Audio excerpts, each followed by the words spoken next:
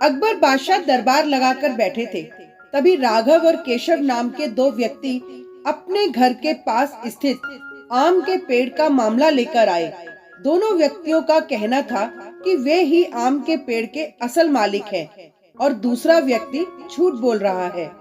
क्योंकि आम का पेड़ फलों से लदा होता है, इसीलिए दोनों में से कोई उस पर से अपना दावा नहीं हटाना चाहता। मामले की सच्चाई जानने के लिए अकबर राघव और केशव के आसपास रहने वाले लोगों के बयान सुनते हैं, पर कोई फायदा नहीं हो पाता है। सभी लोग कहते हैं कि दोनों ही पेड़ को पानी देते थे और दोनों ही पेड़ के आसपास कई बार देखे जाते थे।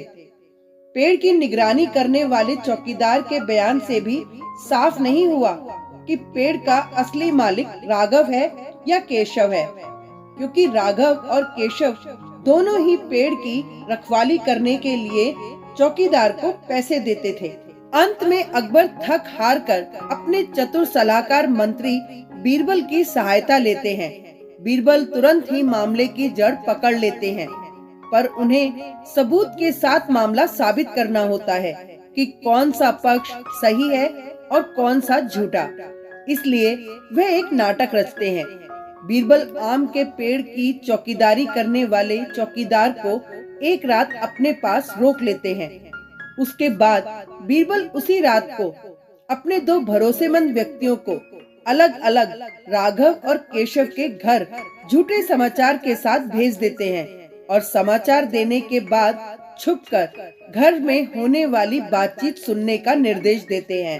केशव के घर पहुंचा व्यक्ति बताता है कि आम के पेड़ के पास कुछ अज्ञात व्यक्ति पके हुए आम चुराने की फिराक में हैं। आप जाकर देख लीजिए। ये खबर देते वक्त केशव घर पर नहीं होता है, पर केशव के घर आते ही उसकी पत्नी ये खबर केशव को सुनाती है। केशव बोलता है, हाँ हाँ सुन लिया, अब खाना लगा।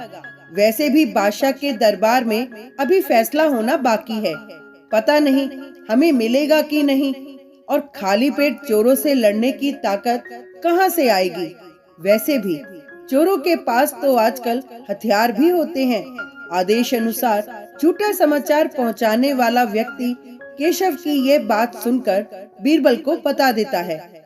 राघव के घर पहुंचा व्यक्ति बताता है, आपके आम के पेड़ के पास कुछ अज्ञात व्यक्ति पके हुए आम चुराने की फिराक में हैं। आप जाकर देख लीजिएगा। ये खबर देते वक्त राघव भी अपने घर पर नहीं होता है, पर राघव के घर आते ही उसकी पत्नी ये खबर राघव को सुनाती है। राघव आओ देखता है न ताओ फौरन लाठी उठाता है और पेड़ की ओर भागता है।